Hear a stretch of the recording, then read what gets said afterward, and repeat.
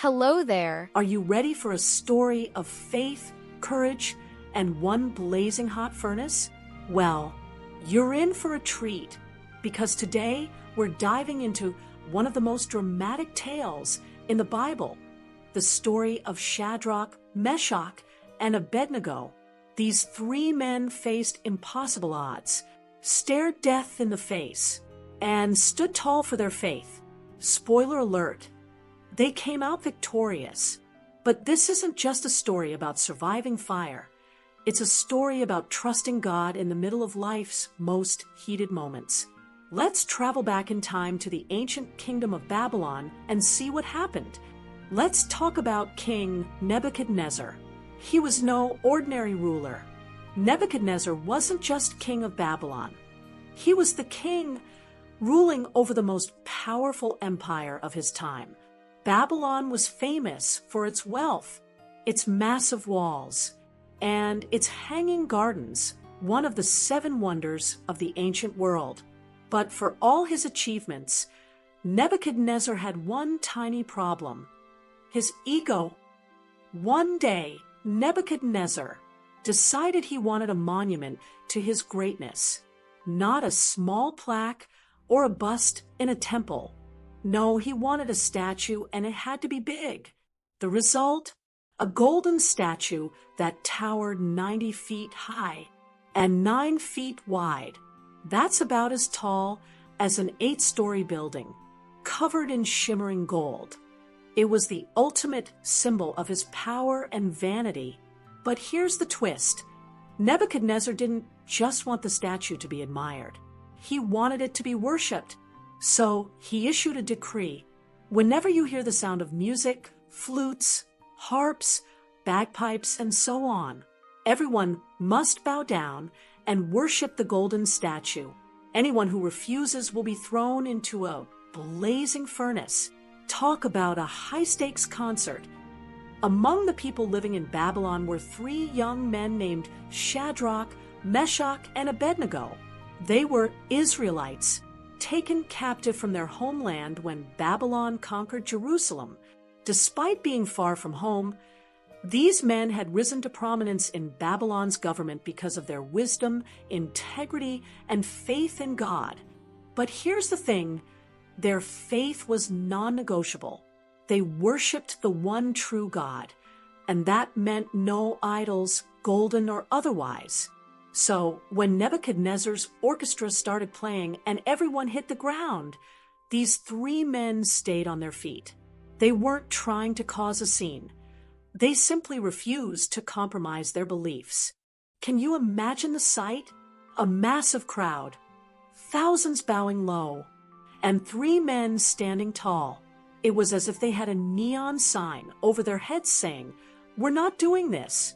And trust me, people noticed. You know, there are always those people who love to stir the pot. Some of Nebuchadnezzar's officials, who probably already resented Shadrach, Meshach, and Abednego for their high positions, saw an opportunity. They rushed to the king, all dramatic, and said, "O king, live forever," because flattery always comes first. They added, "Didn't you say that anyone who doesn't bow to the statue will be thrown into the furnace? Do you know that those 3 Israelites you promoted, they're not bowing. They don't respect your gods, and they don't respect you." Nebuchadnezzar was furious. I mean, steam coming out of his ears, furious. He immediately ordered the 3 men to be brought before him. And, you know, this wasn't going to be a friendly chat. When Shadrach, Meshach, and Abednego stood before the king, the tension in the room was palpable. Nebuchadnezzar glared at them and said, "Is it true that you refuse to worship my gods or bow to my statue? I'll give you one more chance. When the music plays, bow, and all will be forgiven. But if you refuse, you'll be thrown into the furnace. And who is the God that can rescue you from my hand?" Let's pause here. Most people would have panicked, right?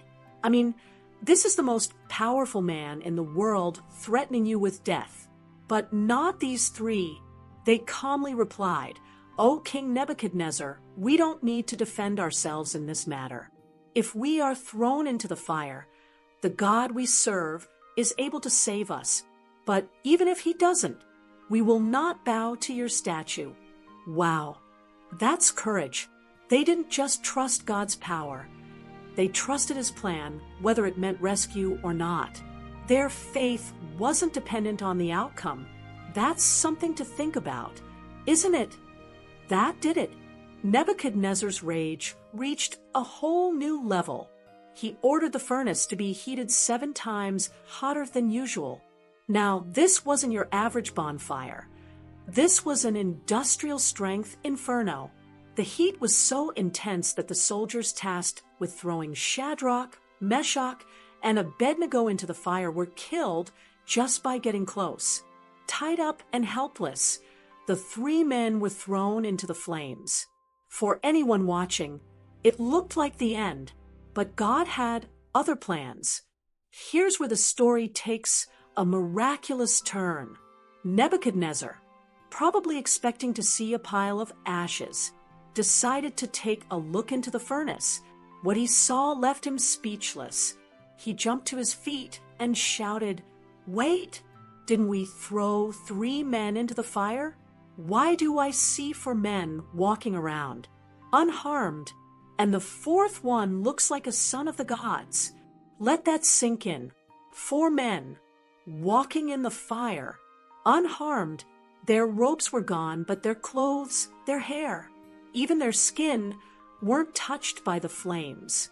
And that 4th man, many believe it was Jesus himself, appearing alongside them in their moment of trial. The king was so shocked. He yelled, "Shadrach, Meshach, Abednego, come out here." And when they stepped out, the crowd gathered around them in awe. Not a single hair was singed. Their clothes weren't burned. They didn't even smell like smoke. Now, that's what I call divine protection. Nebuchadnezzar was a changed man. He declared, "Praise be to the God of Shadrach, Meshach, and Abednego, who sent his angel to rescue them. They trusted him and defied my command. There's no other God who can save like this." And to top it all off, he gave Shadrach, Meshach, and Abednego promotions. One moment, they're facing death. The next, they're being honored. Only God can turn a situation like that around. What can we take away from this story? First, true faith isn't about knowing the outcome. It's about trusting God no matter what. Shadrach, Meshach, and Abednego didn't know if they'd be rescued, but they stood firm anyway. Second, God doesn't always keep us out of the fire, but he promises to be with us in it. Whatever challenges you're facing, remember that you're not alone. And finally, this story reminds us of God's power. No king, no furnace, no trial is greater than our God. He is able to save, protect, and turn any situation around for his glory. Thanks for joining me on this incredible journey. Until next time, may God's grace light your way. If this story inspired you, don't keep it to yourself.